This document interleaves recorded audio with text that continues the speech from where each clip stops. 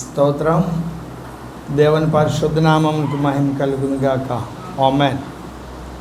జీవం కలిగిన దేవుడు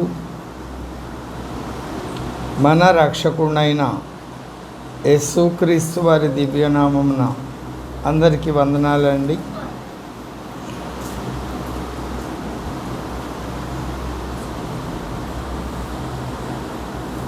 ఈనాటి ధ్యానాంశముగా పరిశుద్ధ గ్రంథం నుండి ప్రకటన గ్రంథం 4వ అధ్యాయం 7 నుండి నేను చదువుతూ ఉన్నాను. దయచేసి ఆలకించండి, గమనించండి. ప్రకటన గ్రంథం 4వ అధ్యాయం 7 నుండి. మొదటి జీవి సింహము వంటిది, రెండవ జీవి దూడ వంటిది, మూడవ జీవి మనుష్యుని ముఖము వంటి ముఖము కలది, నాలుగవ జీవి ఎగురుచున్న పక్షిరాజు వంటిది. ఈ 4 జీవుల్లో ప్రతి జీవికి 6 రెక్కలు ఉండెను. అవి చుట్టూను రెక్కల లోపటను కన్నులతో నిండి ఉన్నవి. అవి భూత వర్తమాన భవిష్యత్ కాలములలో ఉండు సర్వాధికారియు దేవుడు నగు ప్రభువు పరిశుద్ధుడు పరిశుద్ధుడు పరిశుద్ధుడు అని మానక రాత్రింబవళ్ళు చెప్పుచుండెను. ఆ సింహాసనమందు ఆసీనుడయుండి యుగ యుగములు జీవించుచున్న వానికి మహిమయు ఘనతయు కృతజ్ఞతాస్తుతులు కలుగునుగాక నా జీవులు కీర్తించుచుండగా ఆ 24 పెద్దలు సింహాసనమునందు ఆసీనుడై ఉండు అని ఎదుట సాగిలపడి యుగ యుగములు జీవించుచున్న వానికి నమస్కారం చేయొచ్చు. ప్రభువా, మా దేవా, నీవు సమస్తమును సృష్టించితివి. నీ చిత్తమును బట్టి అవి ఉండెను, దానిని బట్టి సృష్టించబడెను. గనుక నీవే మహిమ ఘనత ప్రభావములు పొందని అర్హుడవని చెప్పుచు తమ కిరీటములను ఆ సింహాసనం ఎదుట వేసిరి. చిన్నమాట ప్రార్థన చేసుకుందాం. మమ్మల్ని మిక్కిలిగా ప్రేమించిన మా పరలోకపు తండ్రి, మరి ఒకసారి మీ పాదాలు చెంతకొచ్చి ఉన్నాం. పరలోకంలో జరుగుతున్న ఒక సంఘటన గురించి మేము చదువుకున్నాం. దాని గురించి వివరించడానికి పూనుకుంటూ ఉండగా నేను మట్టి మనిషిని బట్టి వాడును, అల్పుడును, అయోగ్యుడను. నన్ను కనుకరించండి. మెస్సలో చాటును మరుగుపరుచుకొని మీ మాటలు నా నోట ఉంచి మమ్మల్ని బలపరచమని వేడుకుంటూ యేసుక్రీస్తు వారి దివ్యనామమున అడిగి వేడుకొని ప్రార్థన చేయుచున్నాం తండ్రి. ఆమేన్. ప్రభువునందు నాకు అత్యంత ప్రియమైన వారులారా, మనం ఒక ప్రత్యేకమైన అంశాన్ని ధ్యానం చేస్తూ ఉన్నాం. ఏమిటి అంశము? ఆరాధన. ఆరాధనలో గత వారం మనం ధ్యానం చేసిన అంశం ఏమిటి? ఆరాధన ఫలం ఏమిటి? ఆరాధనకు ఉండవలసిన 3 ప్రాముఖ్యమైన లక్షణాలు: అప్పగించుకోవడం, లోబడడం, త్యాగం. 3 వాటి యొక్క బై ప్రొడక్ట్స్. వాటి వలన మనం పొందుకునేటువంటి అనుభవాలు ఏమిటి? సహవాసం, ప్రత్యక్షీకరణ. ఈ 2 విషయాలు చెప్పాను. అలాగే ఏదైనా మనం ఎందుకు దేవుణ్ణి ఆరాధించాలి అనే దానికి మరికొన్ని విషయాలు, మరికొన్ని కారణాలు లేఖనాల్లో నుండి నేను మీకు పరిచయం చేస్తాను.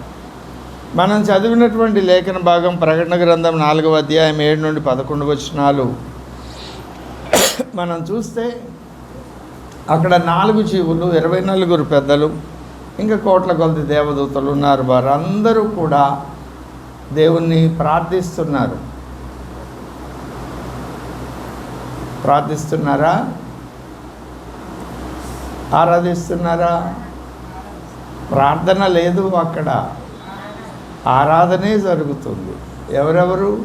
4 జీవులు, 24 పెద్దలు, ఇంకా అక్కడ ఉన్నటువంటి దూతలు. 5వ అధ్యాయము 9వ వచనం నుండి ఆ పెద్దలు, నీవు ఆ గ్రంథం తీసుకొని దాని ముద్రలు విప్పుటకు యోగ్యుడవు, నీవు వధింపబడిన వాడవై నీ రక్తమిచ్చి ప్రతి వంశంలోనూ ఆయా భాషలు మాట్లాడు వారిలోనూ ప్రతి ప్రజల్లోనూ ప్రతి జనములోనూ దేవుని కొరకు మనుషులను కొని మా దేవునికి వారిని ఒక రాజ్యముగాను యాజకులుగాను చేస్తేవు గనుక వారు భూలోకమందు ఏలుదురని క్రొత్త పాట పాడుదురు. మరియు నేను చూడగా సింహాసనమును జీవులను పెద్దలను ఆవరించి ఉన్న అనేక దూతల స్వరం వినపడెను. వారి లెక్క కోట్ల కొలదిగా ఉండెను. వారు వధింపబడిన గొర్రెపిల్ల శక్తియు ఐశ్వర్యమును జ్ఞానమును బలమును ఘనతయు మహిమయు స్తోత్రమును పొందనరుడని గొప్ప స్వరంతో చెప్పుచూ ఉండరి. ఇంకలాగు అంతటా పరలోకమందును భూలోకమందును భూమి క్రిందను సముద్రంలోనూ ఉన్న ప్రతి సృష్టము అనగా వాటిలో ఉన్న సర్వం సింహాసనాసీనుడై ఉన్న వానికిని గొర్రెపిల్లకును స్తోత్రమును ఘనతయు మహిమయు ప్రభావమును యోగ యుగములు కలుగునుగాక అని చెప్పడం. ఇక్కడ కూడా ప్రార్థన లేదు, ఆరాధన. ఇది పరలోకంలో జరుగుతున్నటువంటి ఆరాధన, అత్యున్నత స్థాయికి చెందిన ఆరాధన. మనం ఆరాధన అని చెప్పుకుంటాం, ఆరాధనలో ప్రార్థన చేస్తాం. వాళ్ళు ఆరాధన అన్నప్పుడు ఆరాధనే చేస్తారు, ఆరాధనలో ప్రార్థన ఉండదు, విజ్ఞాపన ఉండదు. కానీ దేవుణ్ణి ఆరాధించాలి అని అనుకున్నప్పుడు ఆయన అందరికీ, దేవునిని ఎరగని అన్యజనులకు కూడా దేవుడు తాను బయలుపరచుకోవడానికి అనేక విధాలుగా తాను ప్రత్యక్షీకరించుకున్నాడు. అన్ని జనులకు ప్రత్యక్షీకరించుకోవడానికి ఆయన మన కొరకు వ్రాయించిన లేఖనం చూడండి, 19వ కీర్తన ప్రారంభ వచనములు. ఆకాశములు దేవుని మహిమను వివరించుచున్నవి. ఏమిటి దేవుని మహిమ? ఆకాశంలో ఏం కనపడుతుంది? అంతరిక్షము ఆయన చేతి పనిని ప్రచురపరుచున్నది. ఏమున్నాయి అంతరిక్షంలో చెప్పండి? నక్షత్రాలు, సూర్య కుటుంబము, నక్షత్ర కుటుంబము, అంటే సోలార్ సిస్టమ్, స్టెల్లార్ సిస్టమ్, వేగా, నెబ్యులా, గెలాక్సీ, తర్వాత మిల్కీ వే, అవన్నీ ఒక ఆర్డర్లో తిరగడం. ఏ చదువు రాకపోయినా, క్రైస్తవుడు కాకపోయినా, ఇవి సునిశ్చితంగా పరిశీలిస్తే వాడి గమనాగమనం అవట పగటికి పగలు బోధ చేయుచున్నది, రాత్రికి రాత్రి జ్ఞానము తెలుపుచున్నది. వాటికి భాష లేదు, మాటలు లేవు, వాటి స్వరము వినబడదు. వాటి కొలనూలు భూమి అందంతటా వ్యాపించి ఉన్నది. లోక దిగంతముల వరకు వాటి ప్రకటనలు. పగటికి పగలు బోధ చేయడం ఏమిటి? రాత్రికి రాత్రి జ్ఞానము తెలియచేయడమే. ఉదయకాల ఉత్పత్తులు, సాయంకాలపు ఉత్పత్తులు అంటాడు 65వ కీర్తనలో. సూర్యుని వలన కలుగు ఉత్పత్తులు, చంద్రుని వలన కలుగు ఉత్పత్తులు అంటారు. ఇవన్నీ సునిశ్చితంగా పరిశీలిస్తే మనం దేవుణ్ణి ఆరాధించకుండా ఉండలేము. చాలా అద్భుతమైన విషయాలు నేను ఊరికి పరిచయం చేస్తున్నాను. మనం దేవుణ్ణి ఎందుకు ఆరాధించాలంటే ఆయన చేసిన సృష్టిని చూసినప్పుడు ఆ సృష్టిము మనకి ఎన్నో విషయాలు బోధిస్తుంది, ఎన్నో విషయాలు మనకు తెలియపరుస్తుంది. దేవుడు ఇక్కడ ఇంకా అద్భుతమైనటువంటి విషయము 4వ వచనం, లోక దిగంతముల వరకు వాటి ప్రకటనలు అనేవి. వాటిలో ఆయన సూర్యునికి గుడారం వేశారట. అతడు తన అంతఃపురములో నుండి బయలుదేరు పెండ్లి కుమారుని వలె ఉన్నాడు. సూర్యుడు పరిగెత్తనుల్లసించున్నట్లు తన పదమందు పరిగెత్తనుల్లసించుచున్నాడు. సూర్యుడు పరిగెట్టడం ఏమిటి? హైందవ వేదాల్లో, గ్రంథాల్లో సూర్యుడు తెల్లటి 7 గుర్రాలు పూనిన రథమెక్కి ఈ దిక్కు నుండి ఆ దిక్కుకు ప్రయాణం చేస్తాడని రాయబడి. అవునా? ఇక్కడట ఈయన పెండ్లి కుమారుని వలె ఒక రథాన్ని ఎక్కి ఈ దిక్కు నుండి ఆ దిక్కుకు ప్రయాణం చేస్తున్నాడట. ఆ సన్నివేశం ఈ సన్నివేశం ఒకటిగా కనిపించడం లేదు. అవునా? ఇలా అనేక విషయాలు మనం ఆయన సృష్టిని పరిశీలిస్తే ఆయన ఆరాధించకుండా ఉండలే. ఋతువులు, కాలములు, సంవత్సరాలు ఒక క్రమబద్ధమైన రీతిలో జరగడాన్ని బట్టి నక్షత్ర మండలాలు, నక్షత్ర రాసులు వాటన్నిటినీ ఒక క్రమబద్ధమైన రీతిలో దేవుడు నడిపిస్తున్నాడని యోబు గ్రంథం 38, 39 అధ్యాయాల్లో విస్తారంగా రాయబడి ఉంది. కాబట్టి వీటన్నిటినీ సృష్టించిన దేవుణ్ణి ఆరాధించాలి. అందుకే వారు పరలోకంలో ఉన్న వాళ్ళు ఆయన ఆరాధిస్తున్నారు. ఇవన్నీ వాళ్ళు దగ్గరగా చూస్తున్నారు కాబట్టి ప్రభువునందు నాకు అత్యంత ప్రియమైన మరలారా, ఇంకా ఆయన్ని ఆరాధించడానికి దేవుడు ఈ సృష్టి ద్వారా మాట్లాడుతున్నాడు అని చెప్పాను కదా.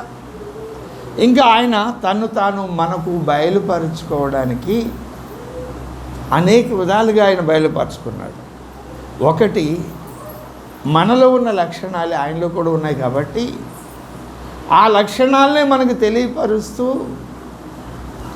ఆయన లక్షణాలు ఏమిటో మన లక్షణాలు ఏమిటో మనకు అర్థమయ్యేటట్లు ఈ గ్రంథంలో వ్రాయించి ఆ లక్షణాలు, ఆయన కలిగి ఉన్న లక్షణాలు ఎంత ఉన్నతమైనవో, మన లక్షణాలు ఎంత నీచమైనవో, అధమ స్థాయికి చెందినవో ఆయన తెలియపరచడం ద్వారా మనం ఆయనని ఎందుకు ఆరాధించాలో చెప్తున్నాడు.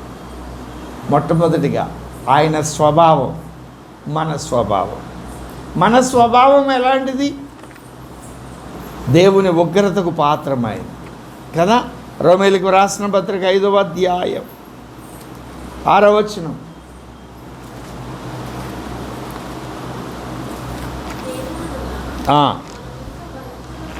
అది మొట్టమొదటిగా మనం బలహీనులమై ఉండగా, భక్తిహీనులమై ఉండగా, అవునా, మన స్వభావము బలహీనము, భక్తిహీనము. 8వ వచనం.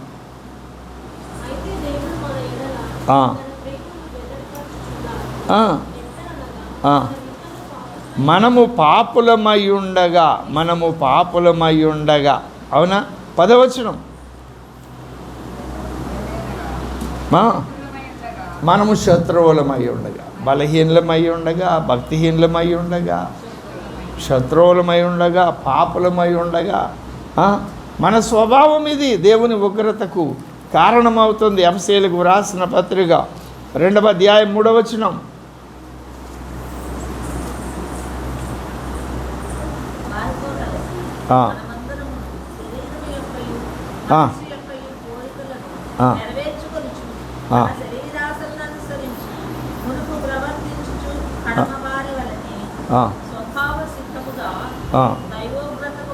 అది దేవుని ఉగ్రతకు పాత్రులమైన వాళ్ళం.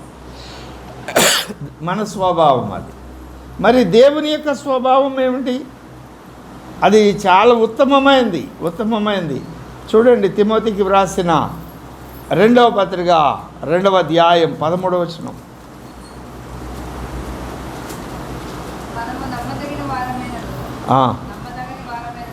మనము నమ్మదగని వారమైనను ఆయన నమ్మదగినవాడు. ఆయన స్వభావం ఎలాంటిది? ఎఫెసీయులకు రాసిన పత్రిక 2:24 చూడండి.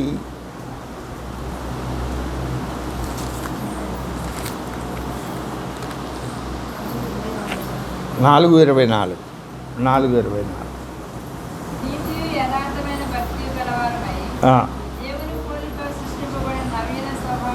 దేవుని పోలికగా సృష్టించబడిన నవీన, అంటే దేవుని యొక్క స్వభావం ఏమిటి? నవీనమైన స్వభావం. ఆ స్వభావంలోనికి మనము మార్చబడాలి అనేది దేవుని యొక్క సంకల్పం. దాన్ని మరికొంత స్పష్టంగా ఆయన రాస్తున్నాడు. రోమీయులకు వ్రాసిన పత్రిక 8వ అధ్యాయం 9వ వచనం.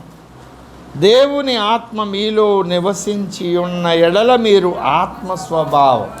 దేవుని ఆత్మస్వభావం ఏమిటి? దేవుని యొక్క ఆత్మస్వభావము యెషయా ప్రవచన గ్రంథం 25వ అధ్యాయం ప్రారంభ వచనం.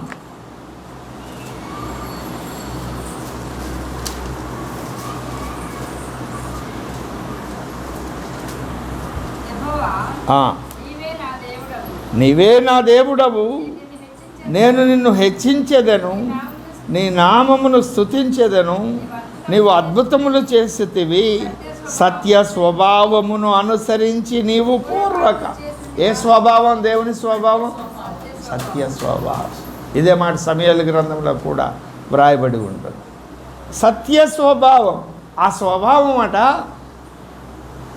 మార్పు లేదట. మలాకి 3:6లో అంటాడు, ఆయన మార్పు లేనివాడు. యెహోవానైన నేను మార్పు లేని వాడను గనుక యాకోబు సంతతి వారైన మీరు లయము కాలేదు. ఆయన సత్య స్వభావం కలిగిన వాడు, నమ్మదగిన వాడు, మార్పు లేనివాడు. ఆ సత్య స్వభావంలో ఎప్పటికీ మార్పు రాదు కదా. ఇదే మాట క్రొత్త నిబంధనకు వచ్చేటప్పటికి హెబ్రీయులకు వ్రాసిన పత్రిక 7వ అధ్యాయం 24వ వచనంలో అనేక విషయాలు రాశారు.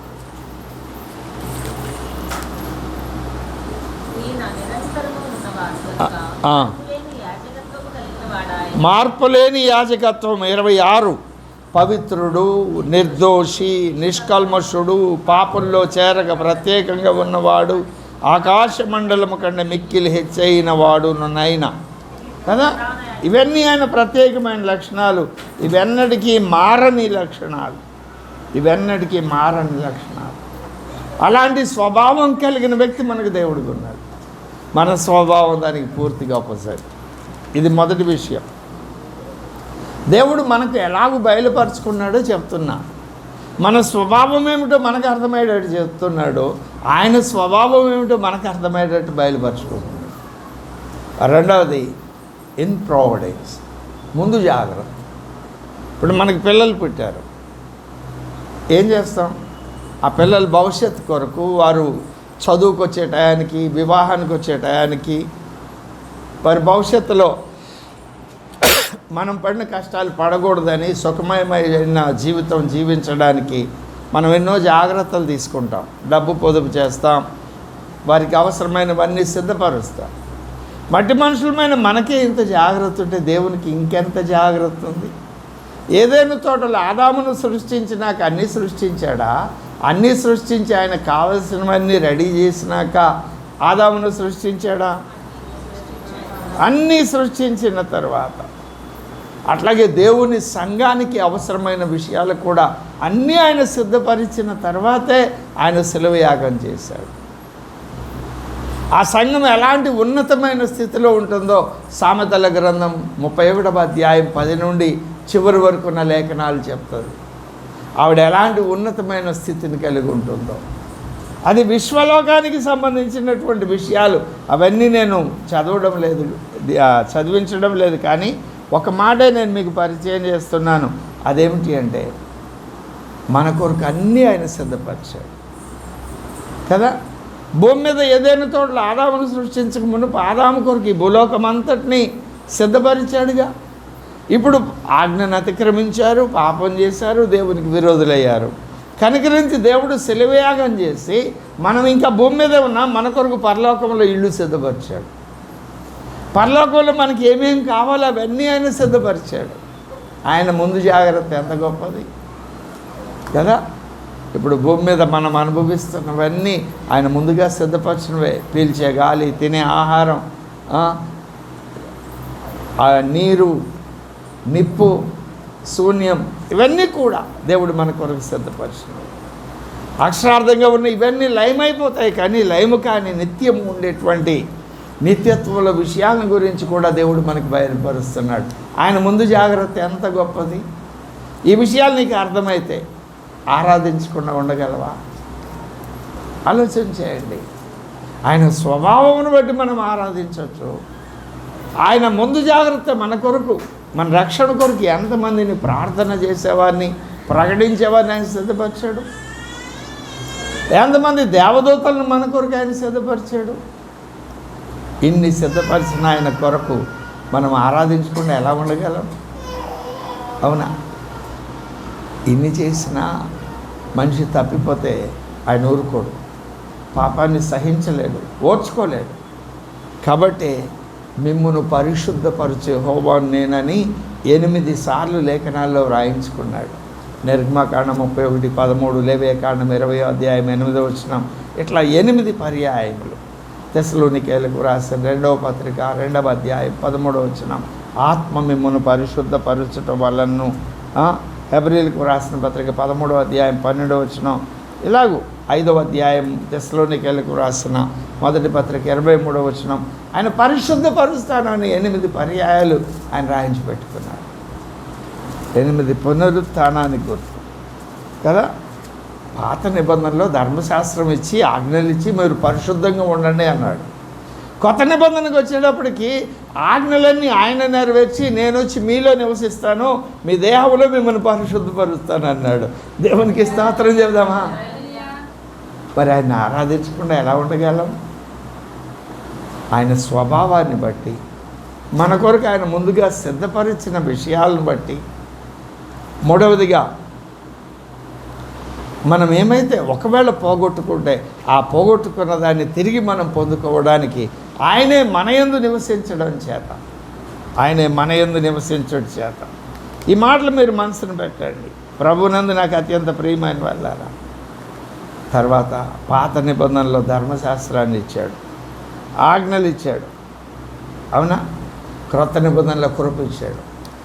యోహాను సువార్త 1వ అధ్యాయం 16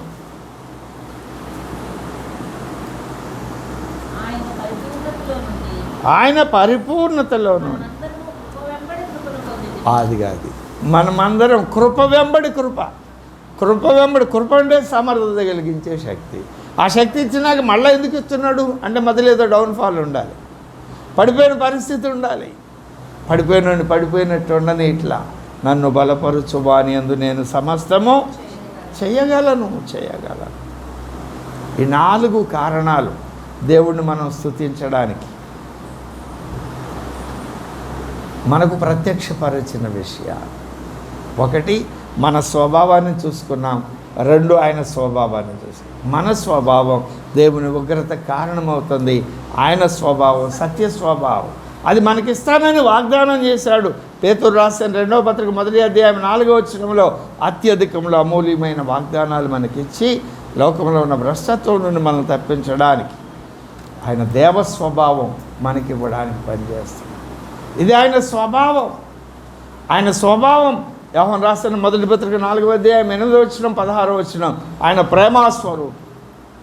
దేవుడు లోకమును ఎంతో ప్రేమించెను.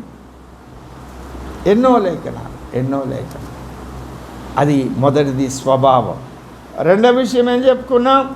మన కొరకు ముందుగా ఆయన సిద్ధపరిచిన విషయాలు. ఏమేమి సిద్ధపరిచాడు? ఆదామును సృష్టించక మునిపే ఆదాము కొరకు అన్నీ సిద్ధపరిచాడు. మన భూమి మీద ఉండగానే మన కొరకు పరలోకములు అన్నీ సిద్ధపరిచాడు. ఎలా నమ్మాలి? ఆదాముకి సిద్ధపరిచాడుగా, మనకు కూడా సిద్ధపరిచాడు.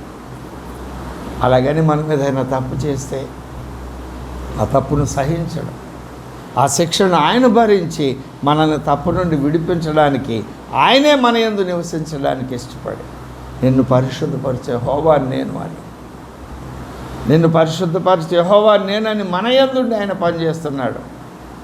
పాత నిబంధనలు అయితే ధర్మశాస్త్రం ఇచ్చి ఆజ్ఞలు నెరవేర్చిన ఎవరో కొద్దిమందికి ఆ కృపనిచ్చాడు. ఇజ్రాయేలీలకు ఇచ్చాడు ఆయన కృప నిరంతరం ఉండును అని. అయిన వాళ్ళు ఎన్నోసార్లు పడిపోయారు, ఇప్పటికి విడవకుండా. ఇప్పుడు క్రొత్త నిబంధన సగమైన మనకు కూడా కృప వెంబడి కృప. అది ఎలా పొందకుండా? ఎఫెసీయులకు రాసిన పత్రిక 5:24 చూస్తాం. మనము ఆయనను శాశ్వతమైన ప్రేమతో ప్రేమించడం ద్వారా ఆ కృపను పొందుకుంటాం. ఇస్తానని ఇర్మియా గ్రంథం 31వ అధ్యాయం 3వ చెప్పాడు. చాలా కాలం క్రితం నేను ఒక విషయాన్ని విన్నాను, అది మీకు ఇప్పుడు చెప్తున్నాను. దేవుడు మిమ్మల్ని శాశ్వతమైన ప్రేమతో ప్రేమించాడు కనుక విడవక కృపను ఇస్తున్నాడు కదా. ఆయన ఆరాధించకుండా ఎలా ఉండగలం? ఆయన తను తాను మనకు బయలుపరుచుకున్నాడు కాబట్టి మనము ఆరాధించాలి. నాస్తికులు దేవుడు లేడంటారు. విగ్రహారాధన చేసేటువంటి వారు విగ్రహారాధన చేస్తూ వాటిని ఆరాధిస్తారు. ఆరాధన అంటే నిలవబడి దండం పెట్టడం, సాగిలపడడం, చప్పట్లు కొట్టడం, గంతులు వేయడం, ఇవన్నీ వివిధ పద్ధతుల్లో ఆయన ఆరాధించడం అనే ప్రక్రియ చేస్తూ ఉంటారు. ఇవన్నీ కరెక్టే కానీ సంపూర్ణం కాదు. ఆరాధన అనేటువంటిది మన జీవితంలో అది మనం సాధన చేసే విషయం కాదు. అది మన అనుభవం, మన ఎక్స్పీరియన్స్. అది మనం మాట్లాడితే ఆ మాటలు ఆరాధన ఉంటుంది. మనం చూస్తే, మనము వింటే, మనం ఒక నిర్ణయం తీసుకొని నెరవేరిస్తే అందులో దేవుణ్ణి ఆరాధించే గొప్ప దైవిక లక్షణం ఉంటుంది. ఎప్పుడు ఆయన మనకు బయలుపరుచుకున్న దాన్ని మనం స్వతంత్రించుకొనినప్పుడు, ఆయన స్వభావాన్ని మనం గుర్తుపట్టినప్పుడు, మన కొరకు ఆయన ఏమేమి సిద్ధపరిచాడో అవన్నీ మనం గుర్తుపట్టినప్పుడు, ఒకవేళ నేను తప్పిపోతే నా కొరకు ఆయన చేసిన శిలువయాగం పరిశుద్ధపరచడానికి ఆయన నా కొరకు ఎలాగూ పని చేస్తున్నారో నాకు అర్థమైనప్పుడు, నా కొరకు ఇచ్చిన ఆజ్ఞలను నేను నెరవేర్చడానికి ఆయన నాయందుండి కృపనిస్తూ నన్ను ఎలా నడిపిస్తున్నాడో నాకు అర్థమైనప్పుడు నేను ఆరాధించకుండా ఉండలేను. అవి అర్థమైనవాడు ఆరాధించకుండా ఉండలేడు.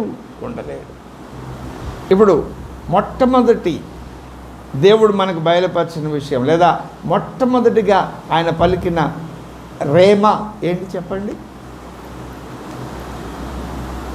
ఆదికాండం 1వ అధ్యాయం 3వ వచనం, వెలుగు కలుగునుగాక. అది ఆయన మొట్టమొదటి రేమ అంటే ఉచ్చాటన.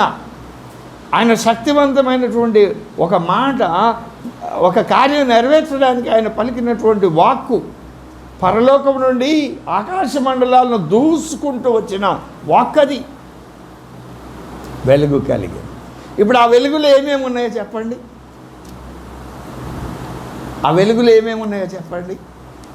యోహాను రాసిన మొదటి పత్రిక 4:8 ఆయన ప్రేమస్వరూపి, 16 ఆయన ప్రేమస్వరూపి. ఆ వెలుగులో ఏముంది? ప్రేమ ఉన్నది. అవునా? తర్వాత విలాప వాక్యముల గ్రంథం 3వ అధ్యాయం 23వ వచనం, ఆయనకు మన ఎడల అనుదినము వాత్సల్యము కలుగుతున్నది గనుక విడవక ఆయన కృప చూపుతున్నాడు. అంటే ఆ వెలుగులో ఏముంది? దేవుని కృప ఉన్నది.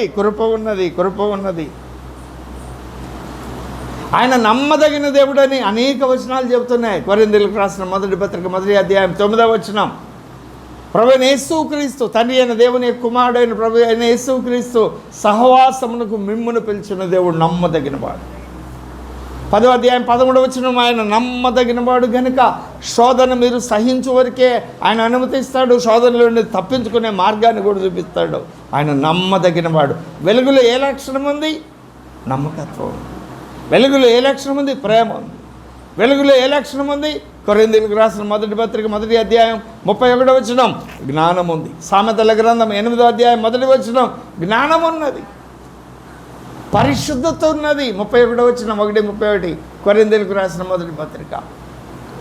విమోచన ఉన్నది. ఆయన నీతి ఉన్నది. ఆ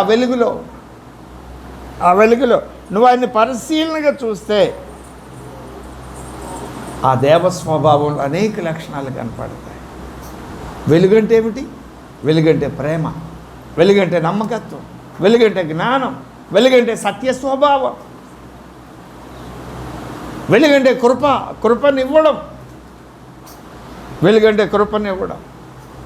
ఆ వెలుగులో ఆయన మనస్సు ఏమిటో మనకు అర్థమవుతుంది. ఫిలిప్పీయులకు రాసిన పత్రిక 2:5, క్రీస్తు యేసునకు కలిగిన ఈ మనస్సును మీరు కలిగి ఉండండి. ఆయన మనస్సు ఏమిటో అర్థమవుతుంది.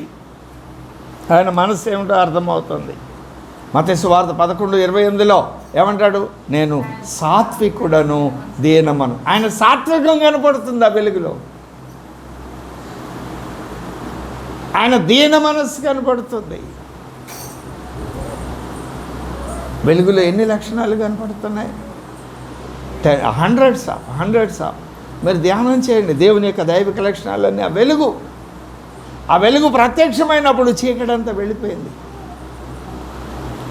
ఆ ప్రేమతో నువ్వు నింపబడినప్పుడు నీలో ఉన్న ద్వేషము, దేవునికి విరోధమైన లక్షణాలన్నీ వెళ్ళిపోతాయి. ఆ జ్ఞానం చేత నువ్వు నింపబడినప్పుడు, నీలో ఉన్న అజ్ఞానము వెళ్ళిపోతుంది.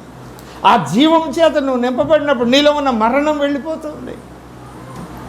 ఆయన జీవం మీకు అనుగ్రహించారు. యోహాను రాసిన మొదటి పత్రిక 5వ అధ్యాయం 12వ వచనం 20వ వచనం. ఆయన జ్ఞానం మనకి ఇవ్వబడింది, ఆయన వివేకం మనకి ఇవ్వబడింది.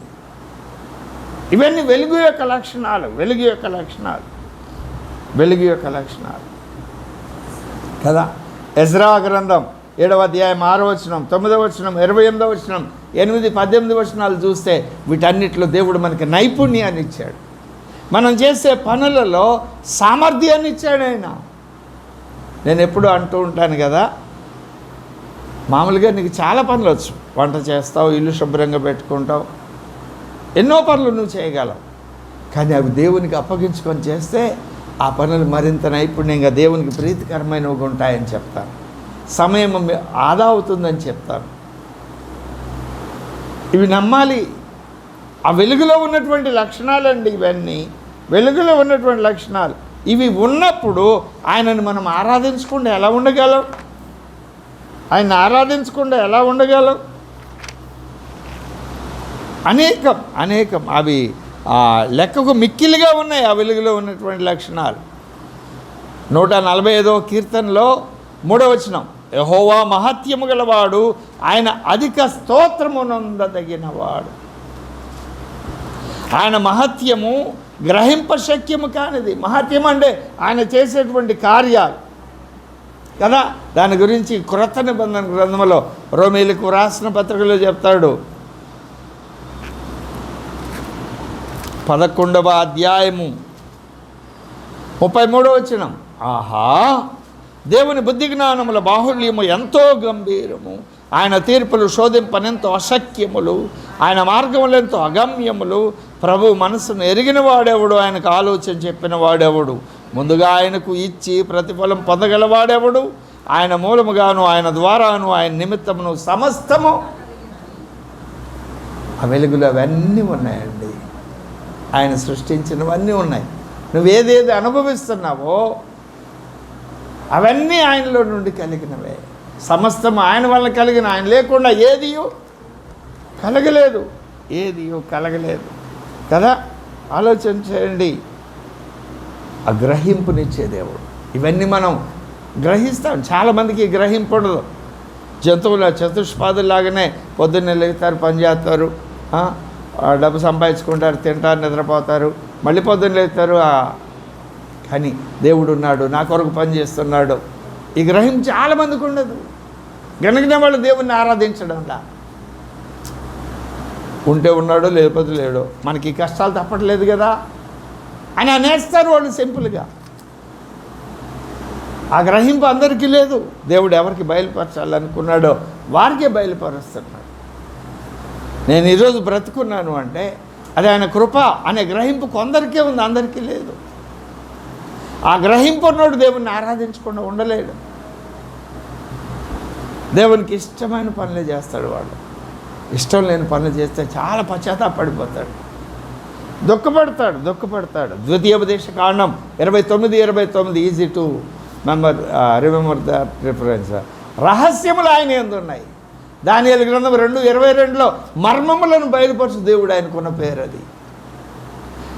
మర్మములను బయలుపరచు దేవుడు. రహస్యములు దేవుని వశంలో ఉన్నాయి. 29:29 ద్వితీయోపదేశ కాండంలో. ఇలా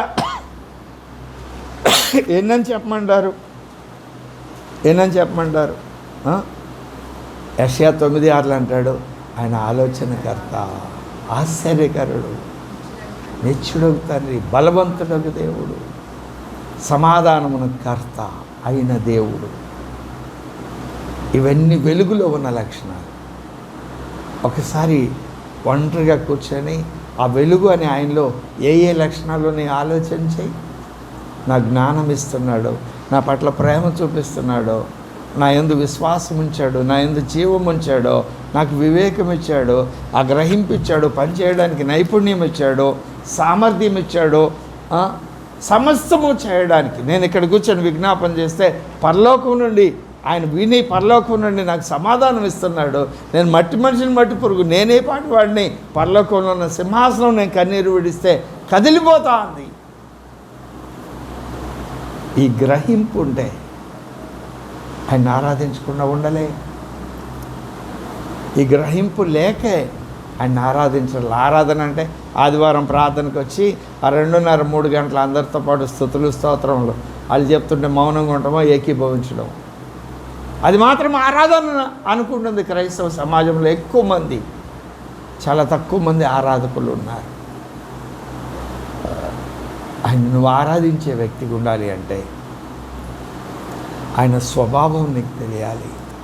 ఆయన నీ కొరకు ఏమేమి సిద్ధపరిచాడో అవి నీకు తెలియాలి. ఒకవేళ నువ్వు ఫెయిల్ అయినప్పుడు నిన్ను మరలా ఆ ఫెయిల్యూర్లో నుండి, ఆ మురికిలో నేను బయటకు తీసుకురావడానికి ఆయన ఏం చేశాడో, ఏం అనుగ్రహిస్తున్నాడో, నేను ఎలా పరిశుద్ధపరుస్తున్నాడో అది నిత్యము గమనిస్తూ ఉండాలి. అంతేకాదు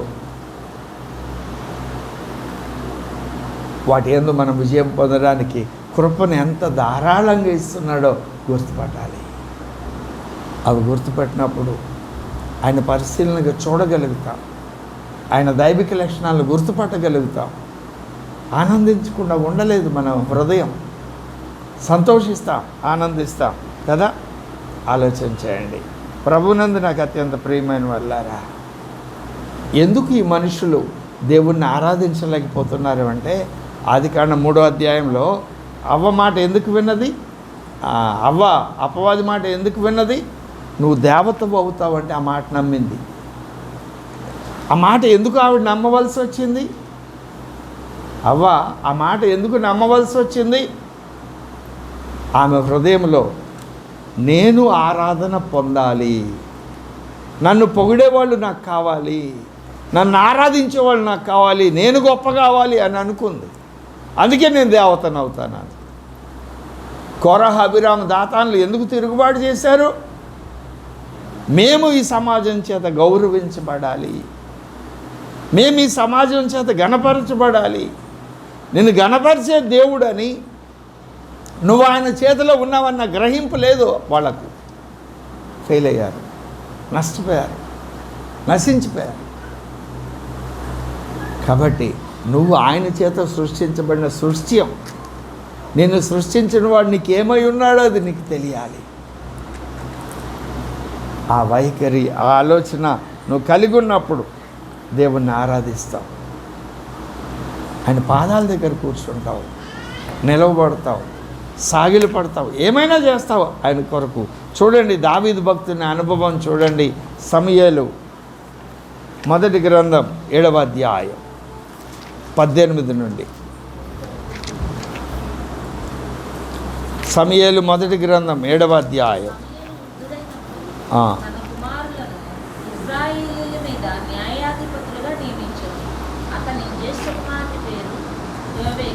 ఒక్క నిమిషం, 2వ గ్రంథం చూడండి, 7వ అధ్యాయం 18 నుండి. దావీదు రాజు లోపల ప్రవేశించి యెహోవా సన్నిధిన కూర్చుండి ఈలాగన మనవి చేసినేమని, నా ప్రభువా యెహోవా. ఎవరు? 12 గోత్రాల మీద రాజుగా ఉన్నటువంటి దావీదు దేవుని సన్నిధికి వచ్చి కింద కూర్చొని, నా ప్రభువా యెహోవా, ఇంతగా నీవు నన్ను హెచ్చించుటకు నేను ఎంతటి వాడిని. గతాన్ని మర్చిపోలా, గొర్రెల దొడ్ల నుండి పిలిచిన విషయాన్ని మర్చిపోలా, వాళ్ళ నాన్న మర్చిపోయినా దేవుడు మర్చిపోలా. నేను ఎంతటి వాడను, నా కుటుంబం ఏ పాటిది, ఇంత హెచ్చుగా చేసినదంతయు నీ దృష్టికి కొంచెమై మానవుల పద్ధతిని బట్టి బహుకాలము జరిగిన తరువాత నీ దాసుడనైన నా సంతానమును కలగబోవు దాన్ని గూర్చి నీవు సెలవిచ్చి ఉన్నావు. యెహోవా నా ప్రభువా, దావీదు అను నేను ఇక నీతో ఏమి చెప్పుకొందును? యెహోవా నా ప్రభువా, నీ మాటి మాటికి ఏమన్నాడు? నా దేవా అంటే అర్థం ఏంటి? నా ప్రభువా అంటే అర్థం ఏంటి కదా? ఆలోచన. నా ప్రభువా, నీ దాసుడనైన నన్ను నీవు ఎరిగి ఉన్నావు, నీ వాక్కును బట్టి నీ ఇష్టానుసారంగా ఈ ఘనకార్యములు జరిగించి నీ దాసుడనగు నాకు దీన్ని తెలియజేస్తేవి.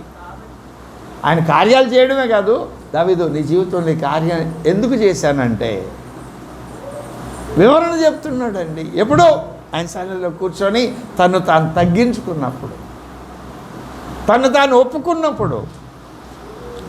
కాబట్టి దేవా యెహోవా, నీవు అత్యంతమైన ఘనత గలవాడవు. నీ వంటి దేవుడు ఒకడును లేడు. మేము వినిన దానిని అంతటిని బట్టి చూడగా నీవు తప్ప దేవుడు ఎవరు తేల్చి పడేసాడు. మోషే ఏమంటాడు? మిరియాము వీళ్ళు పాడిన పాట నిర్గమాకాండం 15వ అధ్యాయం 11వ వచనం చూడండి. భక్తులండి వాళ్ళు, భక్తులు. ఎవడు? పరిశుద్ధతను బట్టి నీవు మహనీయుడవు, పూజ్యుడవు. ఆయన గుణలక్షణాలు ఎన్నో ఇక్కడ చెప్పబడ్డాయి. నీ వంటి వాడెవడు? నీ దక్షిణాస్తం చాపితివి. 13వ వచనం, నీవు విమోచించిన ఈ ప్రజలు. అవునా? 18వ వచనం, నీ చేతులు స్థాపించిన పరిశుద్ధాలయమునందు వారిని నిలవబెడుతూ. 13లో నీవు విమోచించిన నీ ప్రజలు నీ కృపచేత తోడుకొనిపోయావు. 18కి వచ్చేటప్పటికి నీ చేతులు స్థాపించిన పరిశుద్ధాలయమందు ఎవరైనా అటువంటి దేవుడు ఎవరు లేరట. అంత గొప్ప దేవుడు. ప్రకటన గ్రంథం 19వ అధ్యాయం 16వ వచనం చూడండి. రాజులకు రాజు, కింగ్ ఆఫ్ కింగ్స్, ప్రభువులకు ప్రభు, లార్డ్ ఆఫ్ లార్డ్స్. 16, 13.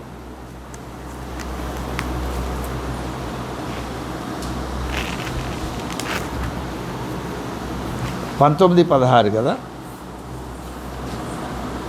రాజులకు రాజును, ప్రభువులకు ప్రభువును అను నామము. రాజులకు రాజు అంటే కింగ్ ఆఫ్ కింగ్స్, లార్డ్ అంటే రాజు అంటే ఏంటి? ప్రభు అంటే. ద్వితీయోపదేశకాండం 10వ అధ్యాయం 17వ వచనం.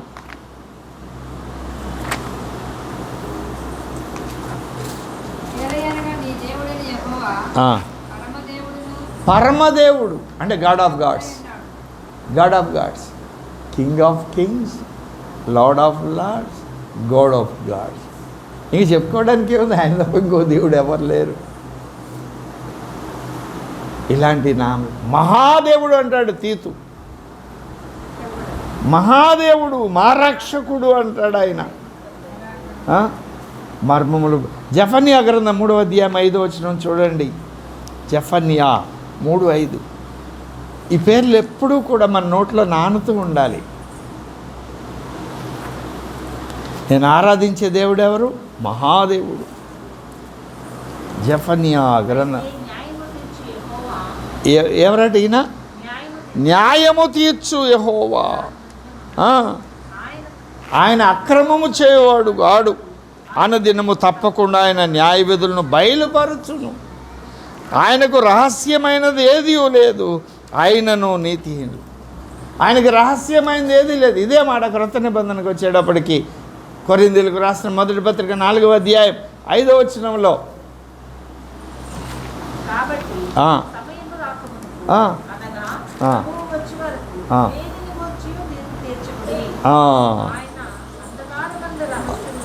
ఆయన అంధకారమందలి రహస్యములను, హృదయంలోని ఆలోచనలు. ఎవరైనా ఉన్నారా ఇలాంటి దేవుడు? అంత గొప్ప దేవుడు. ఇప్పుడు ఏమేమి చెప్పుకున్నాం? Lord of lords, king of kings, God of gods. ఇవన్నీ ఎవరు పలకాలి? ఆ మాట ఎవరు పడితే వాళ్ళు పలకూడదు. నువ్వు లార్డ్ ఆఫ్ లార్డ్స్ అన్నావు అంటే, ప్రభువు అంటే అర్థం ఏమిటి అంటే, కొరింథీయులకు రాసిన మొదటి పత్రిక 12వ అధ్యాయము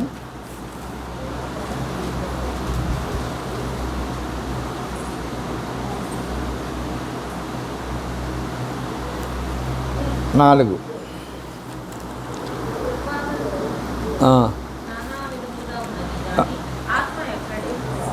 ఆగండి. కృపావరాలు చెప్పినప్పుడు ఎవరిని గురించి చెప్పాడు? ఆత్మ గురించి చెప్పాడు. తర్వాత అంటే పరిచర్య చేయడం అనే ప్రక్రియలకు క్యాప్టెన్ ఎవరు? ప్రభువు అంటే ఆజ్ఞించి దాన్ని నెరవేరుస్తున్నవాడు. ఆత్మ అంటే వరం ఇచ్చేవాడు. ఆ వరాన్ని తిరిగి తీసుకోడు మరలా ఆయన. వరాన్ని మరలా తిరిగి తీసుకోడు ఆయన. తర్వాత నానా విధములైన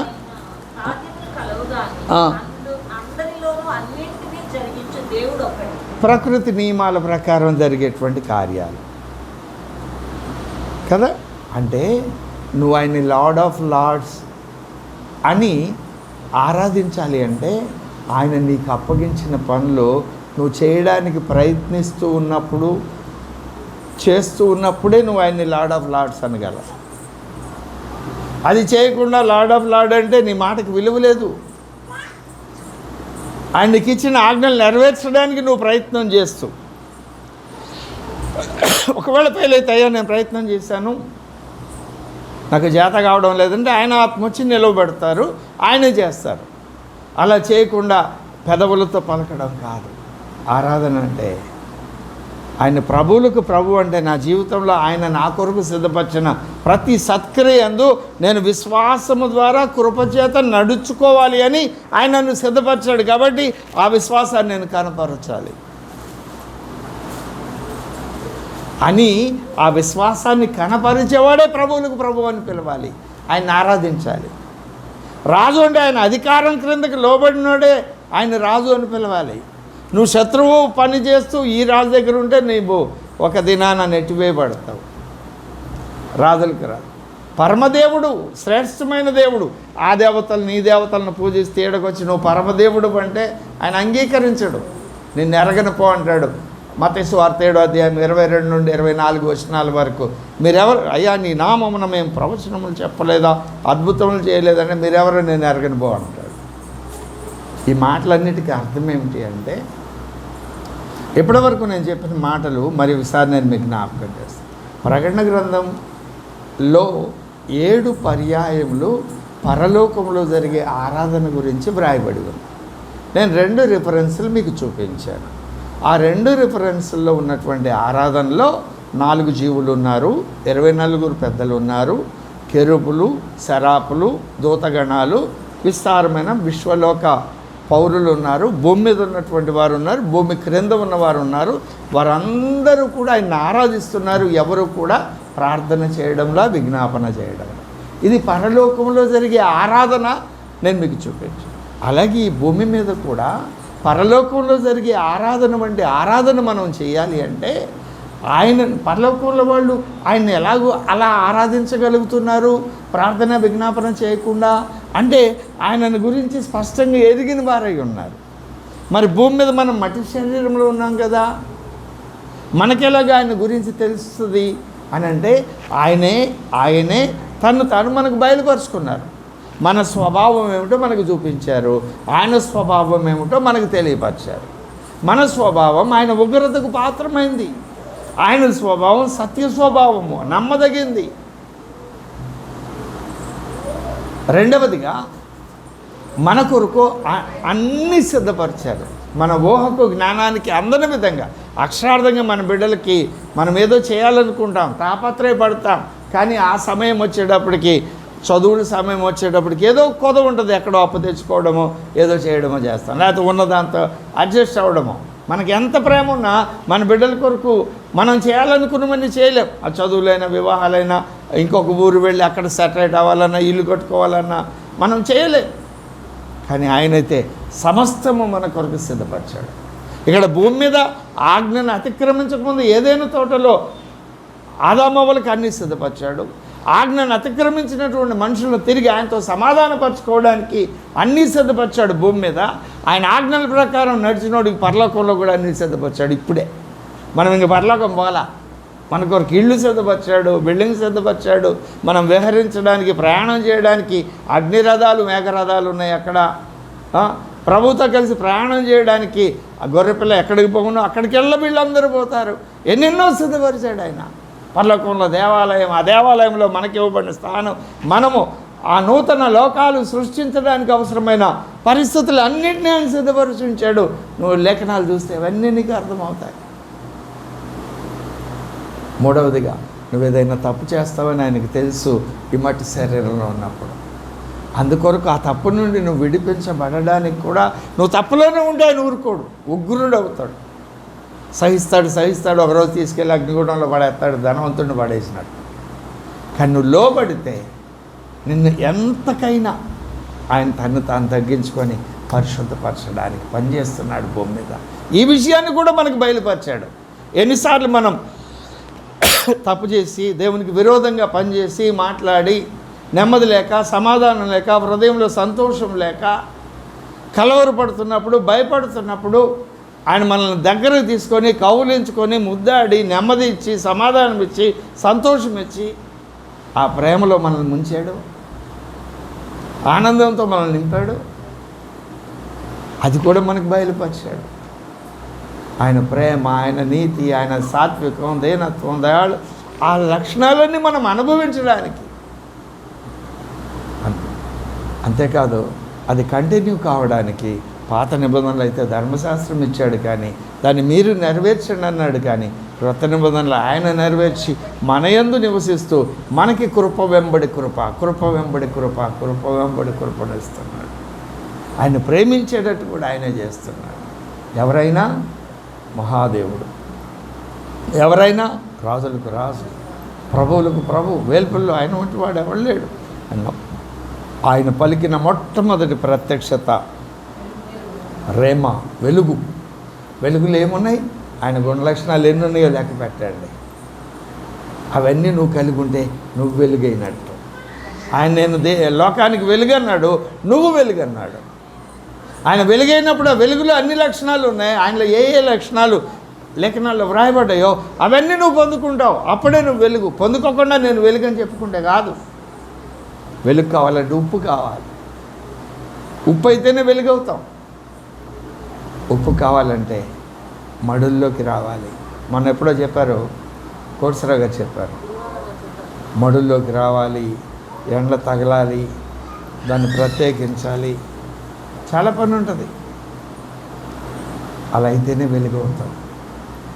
ఈ అనుభవాలు నీకు అర్థమైతే ఆ ప్రాసెస్లో నేనున్నాను, ఆ అనుభవంలో నేను నడిపించబడుతున్నాను అన్న గ్రహింపు నీకుంటే ఆయన్ని ఆరాధించకుండా ఉండలేవు. ఈ గ్రహింపు లేకపోతే ఏం చేస్తామండి, ఎన్ని రోజులు బట్టి మందిరానికి వెళ్తున్నాను, ఏం లాభం లేదు అంటే దేవుని గురించి నీకేం తెలియలేదని అర్థం. ఆ పసిబిడ్డ కనుక ఆకలి అయితే ఏడుస్తుంది, నిద్ర వస్తే నిద్రపోద్ది, సంతోషం వస్తే ఆడుకుంటుందే, నువ్వు కూడా అట్లాగే ఉన్నావు. ఆయన గురించిన గ్రహింపు నీకు లేదు. నేను ఎవరు ఎందుకు వచ్చాను, నా స్థితి ఏమిటి, ఎలాంటి పరిస్థితుల్లో దేవుడు తప్పించాడు, నేనేమిటి, అంత గొప్ప వ్యక్తితో మాట్లాడడం ఏంటి, ఆయన నా కొరకు టైం కేటాయించడం ఏంటి, నాకు వాగ్దానాలు ఇవ్వడం ఏంటి, బైబిల్ ఇవ్వడం ఏంటి, పరిశుద్ధాత్మను ఇవ్వడం ఏంటి, అమ్మో ఆయన చేసిన కార్యాలకి నేనేమి ఇవ్వగలను, నేను నువ్వు అప్పగించేసుకుంటావు. నీ ప్రతి మూమెంట్లో కూడా, ప్రతి కదలికలో కూడా ఆ ఆరాధన భావం నీలో నుండి వ్యక్తమవుతుందండి. ప్రతి కదలికలో కూడా, చూపులో, మాటలో, ప్రవర్తనలో, వైఖరిలో ఆరాధన భావం కనపడుతుంది. భయంతో కూడిన భక్తి భావం కనపడుతుంది. ఆయన గురించి నీకు అర్థమైతే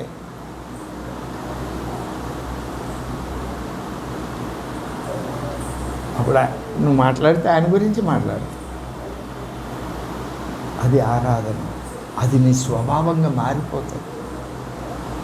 కాబట్టి అలాగన మనం సిద్ధపరచుకుంటాం. ఎలా సిద్ధపరచుకుంటాం? ఆయన ఏమై ఉన్నాడో తెలుసుకునే ఆయన చెప్పే ప్రయత్నం చేస్తున్నాడు. ఎన్నో ఆధారాలు కలుగజేశాడు ఆయన్ని నమ్మడానికి. అపోస్తల కార్యం గ్రంథం 1వ అధ్యాయం 3-4 వచనాల్లో ఆయన నమ్మడానికి ఎన్నో రుజువులు చూపించాడు. అవి తెలుసుకోవడానికి ప్రయత్నం చేద్దాం. మరింతగా ఆయన స్పష్టంగా తెలుసుకున్నప్పుడు ఆయన రాజులకు రాజని, ప్రభువులకు ప్రభు అని, దేవుళ్ళకు దేవుడని, ఇక ఆయన వంటి వాడు ఎవరు లేరు, ఆయన మహాదేవుడు, మన రక్షకుడని ఆయన ఆరాధిస్తాడు. అటు ధన్యత దేవుడు మనకందరికీ దయ చేయునుగాక. ఆమె దేవుడి మాటలు మన వెనుకళ్ళు దీవించి ఆశీర్వదించునుగాక. ఆమె ప్రార్థన చేస్తాం. మమ్మల్ని మిక్కిలిగా ప్రేమించిన మా ప్రేమలకు తండ్రి, మీరు పరమదేవుడు, మహాదేవుడు, ప్రభువులకు ప్రభు, మీరు పరిశుద్ధుడు, మీరు సత్యవంతుడు, మీరు నమ్మదగిన దేవుడు, మీరు ప్రేమాస్వరూపి, మీ స్వభావం సత్య స్వభావం. ఇలాంటి దేవుడు ఎక్కడా లేడయ్యా. నువ్వు మాకు దొరికావు కాదు, నీవే మమ్మల్ని ఏర్పాటు చేసుకున్నావు. నేను గురించి నువ్వు బయలుపరుచుకున్నావు. ఎందరికో ఈ జ్ఞానం లేదు, మాకు ఈ జ్ఞానం ఇచ్చావు. మమ్మల్ని ఆరాధకులుగా మార్చాయ్యా. మా చూపులో, వినే విషయంలో, మాట్లాడే విషయంలో, ఆలోచన, నిర్ణయాలు తీసుకునే ప్రవర్తన, వైఖరి, మా యాటిట్యూడు, అన్ని విషయాలు నిన్ను ఆరాధించే అనుభవాన్ని మేము కలిగి ఉండాలి. ఈ కుటుంబం తాను ప్రత్యేకించుకుంది. అనేక మందికి ఆశీర్వాదకరంగా ఉండాలి అని అనేక మందిని ఆహ్వానించుకో అయ్యా. నా కుటుంబమే కాదు, దేవుడు నాకు ఇచ్చిన ప్రతి కుటుంబం, ఈ పరిచర్యలో ఉన్న ప్రతి కుటుంబం ఆరాధకులుగా ఉండాలి అని సహాయం చెప్పాడు. వారు అక్షరార్థంగా ఒక 5 పాయింట్లు రాసుకున్నారు. అవి మీరు తగిన సమయంలో నెరవేరుస్తారు మేము ఆరాధకులుగా మారితే. కానీ అంతకంటే విశాలమైన హృదయం మాతో ఉన్న వారందరూ ఆరాధకులు కావాలి. తండ్రిని ఆరాధించేవారు ఆత్మతో సత్యముతో ఆరాధించాలని లేఖనం చెబుతుంది. అంటే ఆరాధకులుగా నేను నాకు ఇచ్చిన బిడ్డలందరం వర్ధిల్లుదుముగాక. యెహోవా ఆశీర్వాదం మమ్మల్ని ఆశీర్వదించునుగాక. అటు ధన్యత మాకు అనుగ్రహించినందుకు స్తుతులు స్తోత్రములు చెల్లిస్తూ యేసుక్రీస్తు వారి దివ్య నామమున అడిగి వేడుకొని ప్రార్థన చేయుచున్నాం తండ్రి, ఆమేన్. తన యొక్క శాశ్వతమైన ప్రేమ, కుమారుని యొక్క శాశ్వతమైన కృప, పరిశుద్ధాత్మదేవుని యొక్క అన్యోన్యము మనోహరమైన సహవాసం చేరుకుడిన మనకు ఈ కార్యక్రమం ఏర్పాటు చేసిన మల్లేశ్వరం గారు వారి సంతానం అంతటికి, ఈ లోకంలో ఉన్నటువంటి సకల పరిశుద్ధులందరూ సదాకాలం తోడై ఉండునుగాక. ఆమేన్, ఆమేన్. అందరికీ వందనాలు.